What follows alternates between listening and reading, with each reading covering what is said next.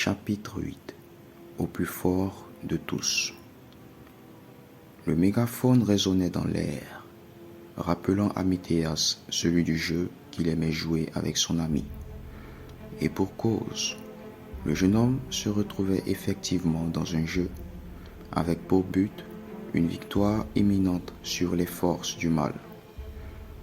Admirant les alentours qui étaient faits de broussailles et de champs de bataille complètement détruits, Mithéas fut surpris quand il vit les personnages du jeu apparaître devant lui, affichant d'emblée leurs caractéristiques. Genre: force 40, vitesse 70, combo 50. Elda: force 60, vitesse 80, combo 60. Mithéas passa au crible les différents personnages, voulant à tout prix choisir le plus fort afin de mener à bien sa mission.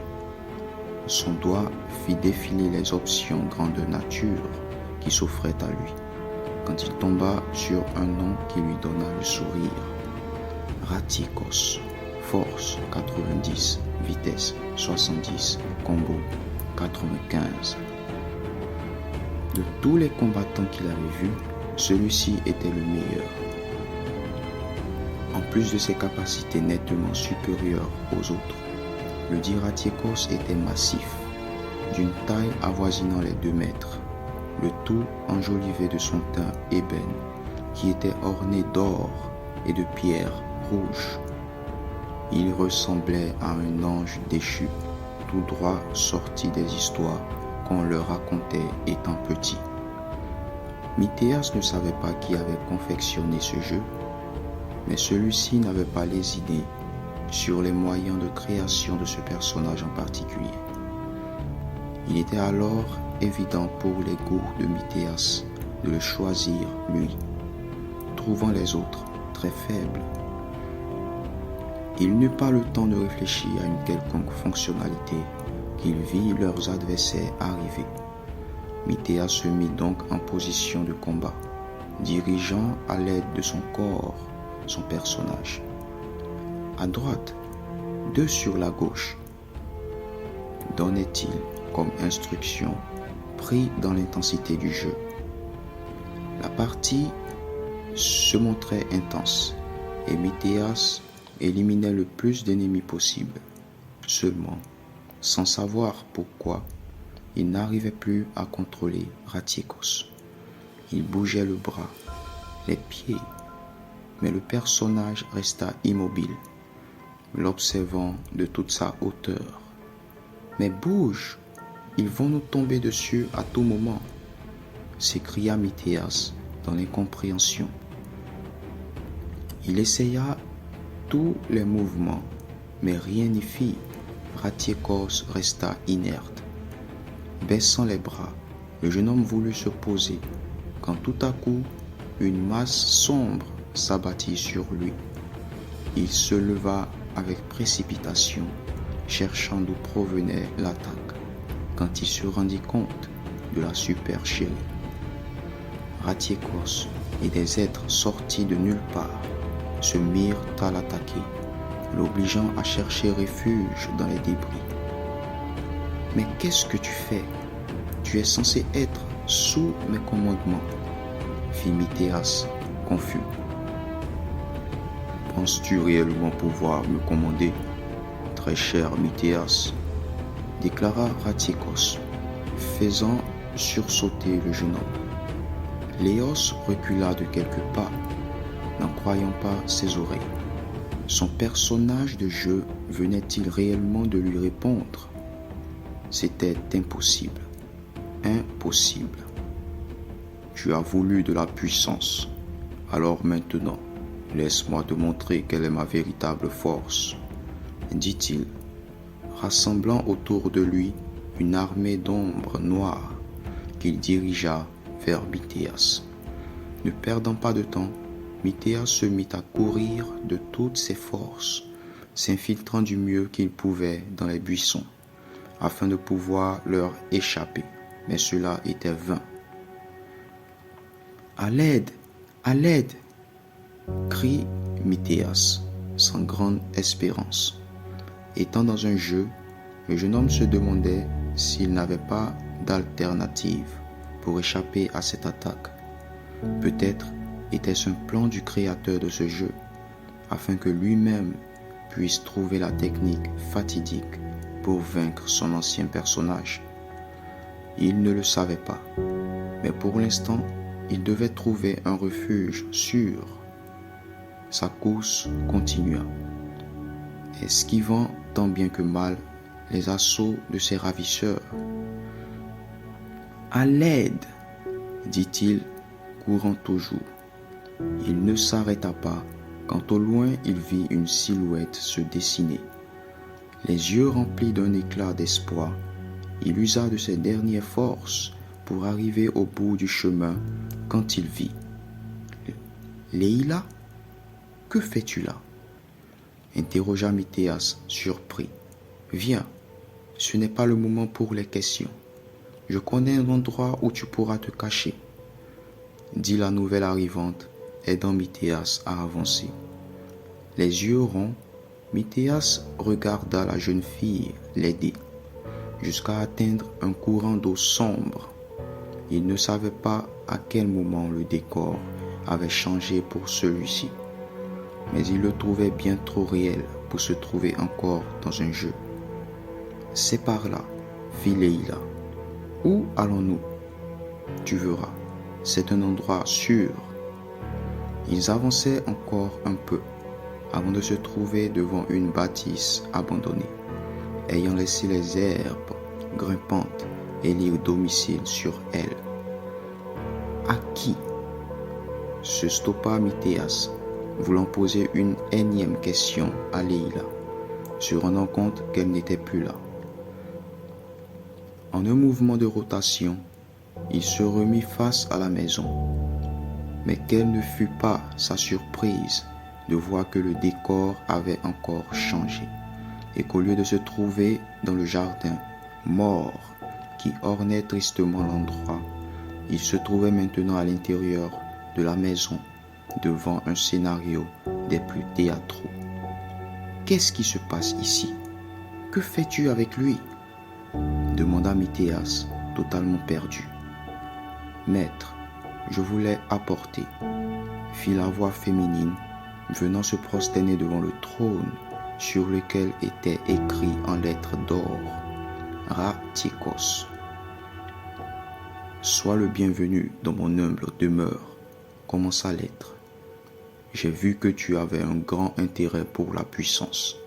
Alors je me présente à toi, Mithéas Léos. » « Qu'est-ce que vous racontez ? Comment me connaissez-vous ? Je n'ai rien à faire là, » répliqua Mithéas. « Pourtant, tu m'as choisi parce que tu me voyais comme le plus puissant de tous. Et je dois admettre que tu as raison. Je suis le plus puissant de tous, » déclara Ratikos, se levant de tout son être pour se montrer à Mithéas. La puissance, ce n'est pas les muscles ou la force physique, Mithéas, fit la voix de Phyllis dans son être, le troublant encore plus. Je peux t'offrir de la puissance, la force surtout. Tu seras craint, admiré, s'exclama l'être au teint ébène. La puissance, c'est se connaître parfaitement soi-même et celui qui t'a créé, savoir pourquoi tu es, pourquoi tu existes. Et c'est en cela que tu es fort et que tu accomplis toutes choses parfaitement, insista la voix de son ami dans son être, le faisant se tenir la tête. Entendre ces deux voix à la fois rendait son corps faible. Il ne voulait qu'une seule chose, sortir de cet endroit. « Arrêtez, arrêtez, je ne veux pas être craint. Je ne veux rien de tout cela. Sais-tu réellement ce que tu veux ? Je t'offre de dominer sur ces humains, d'être aimé de milliers, de millions, peu importe ce que tu feras, insista Ratikos. cela ne définit pas ma personne. Je n'ai pas besoin de l'amour de tous, mais de l'amour d'un seul, mon Père. Il ne savait pas d'où lui venaient ces paroles, mais elles étaient montées en son cœur, voulant être une déclaration de vie. Les mots de Phyllis avaient trouvé leur demeure en lui, et il avait maintenant compris ce que son ami essayait de lui dire depuis tout ce temps.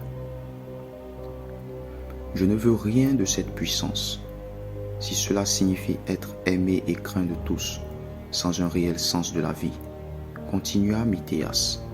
Et pendant que ces paroles sortaient de lui, il pouvait voir que Ratiékos s'affaiblissait. Son être, empli de la convoitise du cœur de l'homme, il se trouvait sans force devant celui en qui il ne voyait aucun désir charnel. « Maître !» s'exclama Leila, qui accourut aux pieds de celui qui l'avait faite. « je comprends maintenant que tu n'es rien sans notre désir vaniteux, et c'est pour cela que tu l'as envoyé vers moi, dit-il, faisant référence à Leila. Tu voulais que je me souille avec le désir et la convoitise, m'éloignant de ma nature. Alors, est-ce cela être puissant pour vous, se nourrir de la haine, la colère, la douleur et l'envie des autres? Sans cela, ce corps ne te sert de rien, n'est-ce pas? Déclara Mithéas, quand un grand bruit se fit entendre.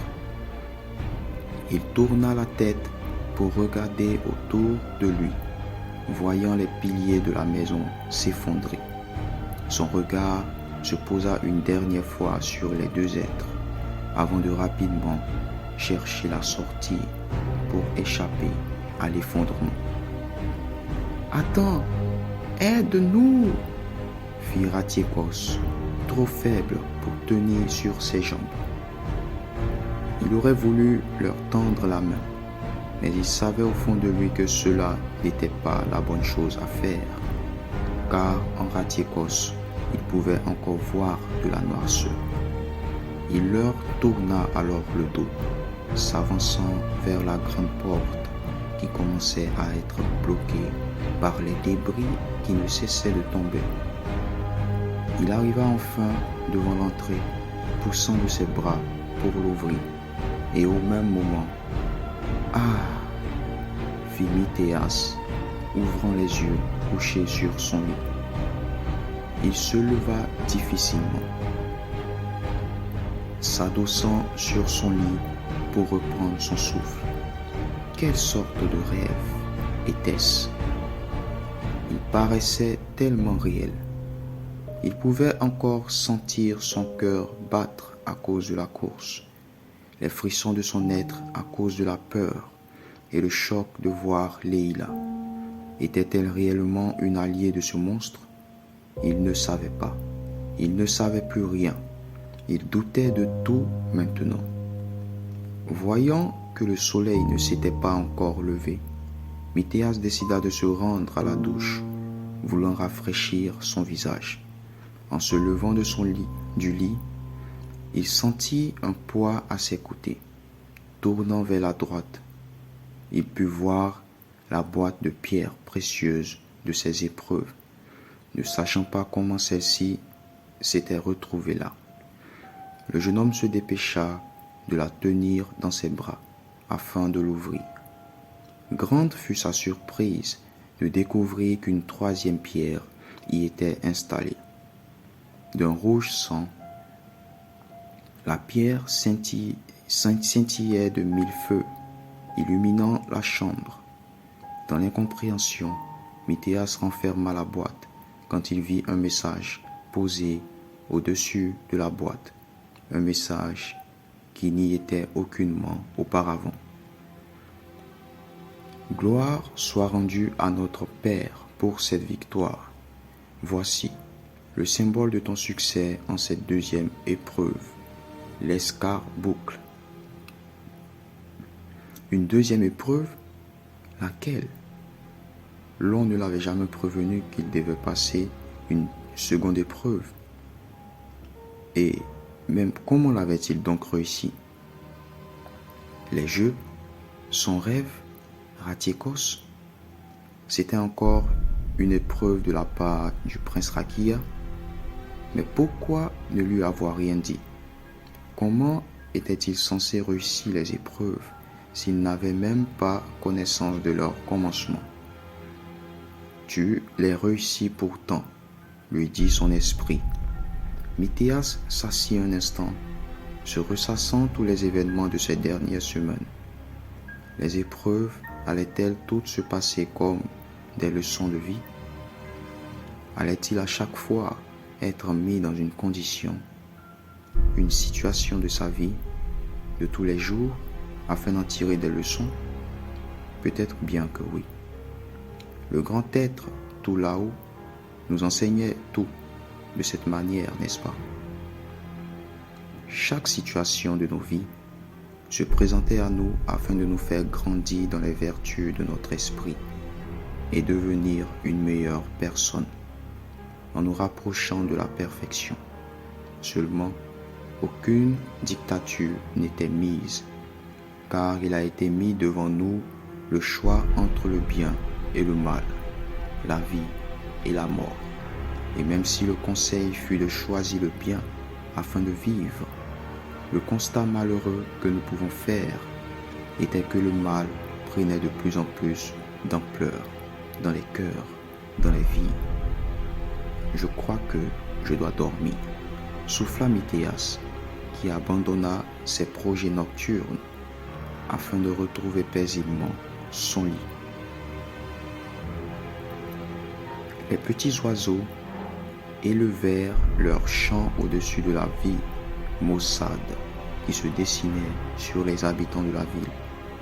Dans ce quartier de Mariatis, où vivaient la plupart des vieillards, une petite maison se dessinait.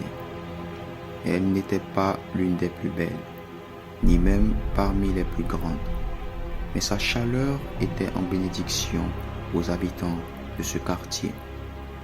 En son sein se trouvait aucune famille, mais plutôt un jeune homme qui faisait la joie de tout son voisinage.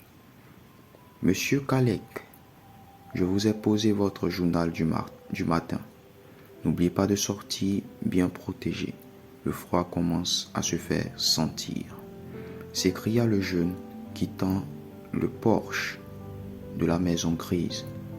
Il continua sa petite ronde, aidant la petite commerçante du coin à ranger ses articles, faisant une partie de jeu avec les petits bouts qui sillonnaient vers la grande place, avant de prendre quelques gourmandises à apporter à sa gentille voisine d'à côté. Un virus des plus sévères sévissait depuis un moment dans quelques régions du pays, fermant l'accès à énormément de choses. Alors, les habitants de ce district étaient heureux d'avoir une personne telle que lui à leur côté. Tu es un véritable petit ange, mon fils.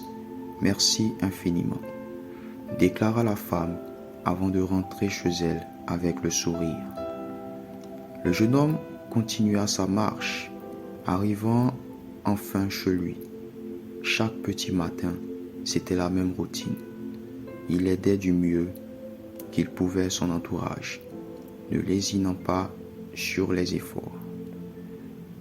Orphelin de père et de mère, le jeune homme voyait en ses actions le moyen de faire perdurer la bonne mémoire de ses géniteurs. Étant toujours et presque seul, il avait été enchanté de rencontrer Mithéas. Les deux grands solitaires avaient alors formé une amitié qui ne faisait qu'évoluer d'année en année. Et même si le jeune homme à la chevelure ébène se montrait souvent très coriace, Phyllis savait qu'en lui se cachait une âme pure. « Il t'aime », fit soudainement une voix qui n'ébranla pas le blond, s'arrêtant juste dans ses actions. « Je le sais, et cela est réciproque. Il est difficile de trouver des personnes possédant un cœur pur, répondit Phyllis. La semaille était grande, mais la récolte se montre très faible. Finit par dire la voix. Bien, je suis venu t'apporter mes salutations, en te disant de continuer sur le chemin. Je les reçois. Pour rien au monde, je ne me détournerai de mes voies, assura le jeune homme. Ainsi déclaré, il eut un silence, et Phyllis put retourner à ses charges. Il passa par la salle de bain avant de commencer à se concocter quelque chose de bon à manger. En ce grand samedi, il n'avait pas grand-chose à faire. Alors, il avait prévu de rester chez lui, admirant les beautés de la vie. Prêt à déguster son repas, il tira une chaise pour s'y asseoir, quand il entendit 3 coups à la porte. Sans arrière-pensée, l'étudiant se leva pour s'enquérir de l'identité de son visiteur. Un tour de poignet, et se présenta à lui une silhouette d'1,80 m à peu près, les traits fins et marqués, arborant ses mèches ondulées sombres à la perfection. « Que fais-tu là ?» demanda Phyllis, quelque peu surpris de voir le jeune homme ici. « Qui es-tu » demanda le visiteur, qui alla se poser dans le sofa. « Permets-moi de demander plus d'informations autour de cette question. Que veux-tu dire par « qui es-tu » demanda Phyllis. « Je veux savoir qui tu es. Et pourquoi est-ce que tous les conseils que tu me donnes se retrouvent dans les épreuves que je fais? C'est donc cela.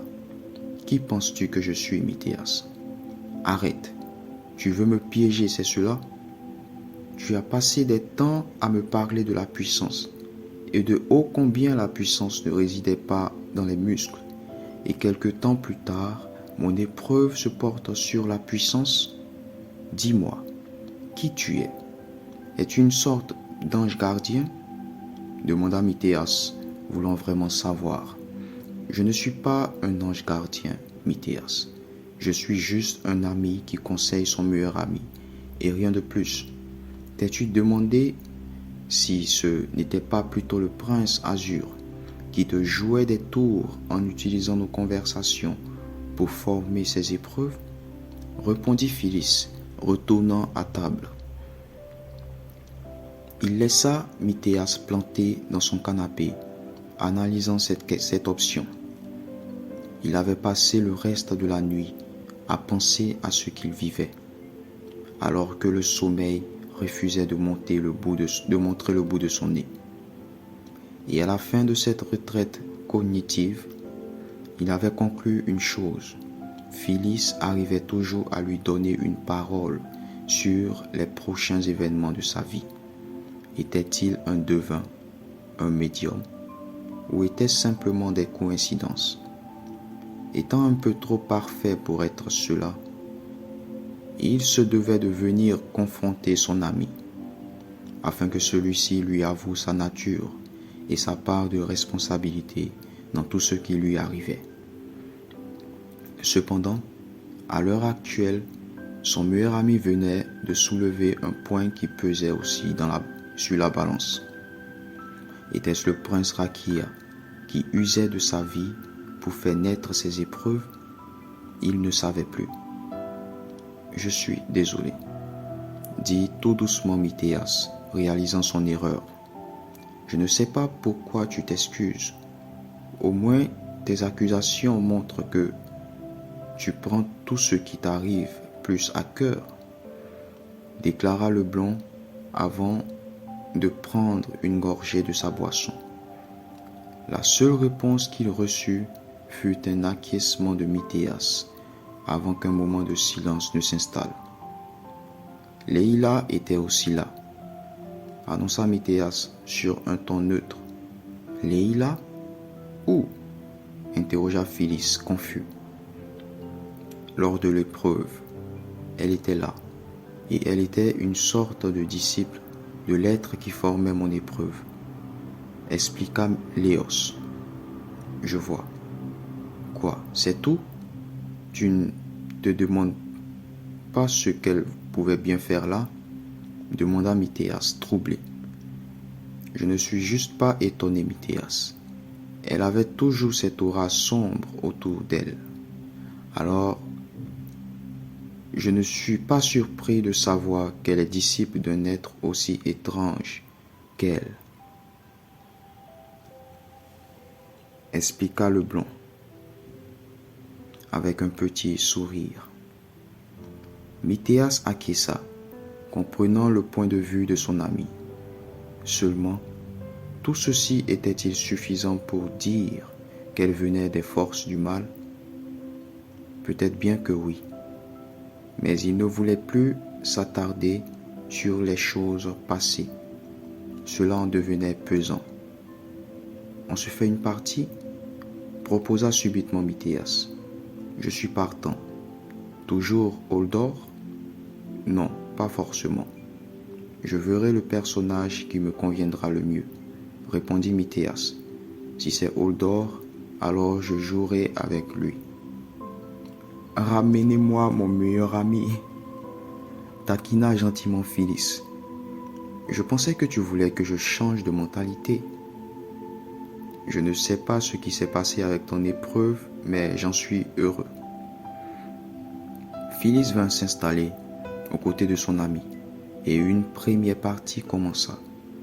Elle fut plus calme, mais elle fut l'une des plus intéressantes.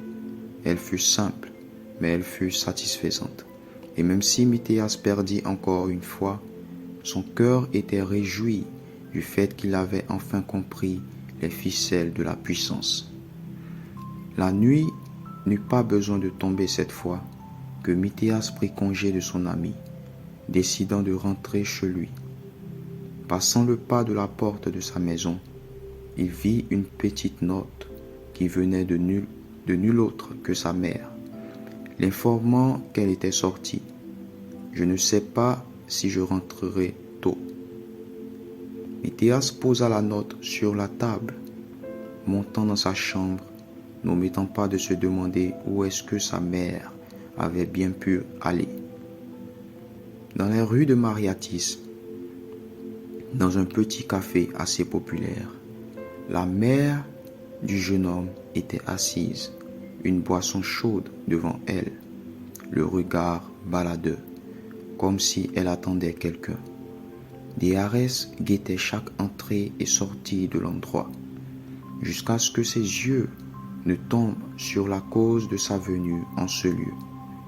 Ici, dit-elle assez fort pour interpeller son rendez-vous, mais assez bas pour ne pas déranger les autres invités.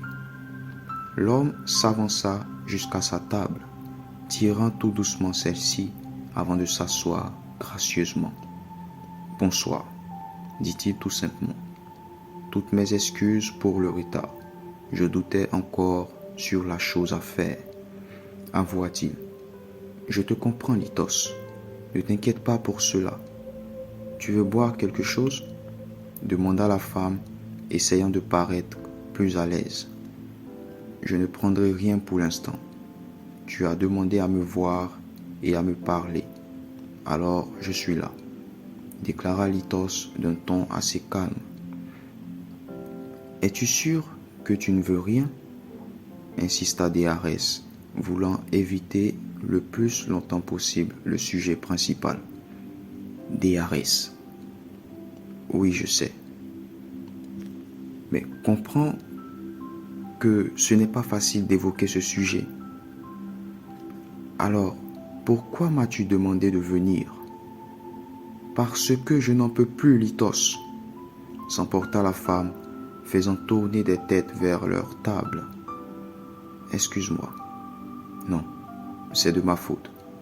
Je sais que je ne me comporte pas en homme, ni comme un bon mari. Avoua le père de famille, mais comprends-moi. Je te comprends, et je sais que cela est dur pour toi, mais j'en souffre, car je sais que jamais je n'ai voulu te faire du mal. Je peux te regarder dans les yeux avec toute ma sincérité et te dire que je ne t'ai jamais trompé, assura Dhéarès. Je n'arrive pas non plus à croire que tu puisses me faire cela. Mais alors, comment expliques-tu la nature de Mithéas? Je ne saurais l'expliquer. C'est pourquoi j'ai besoin de toi.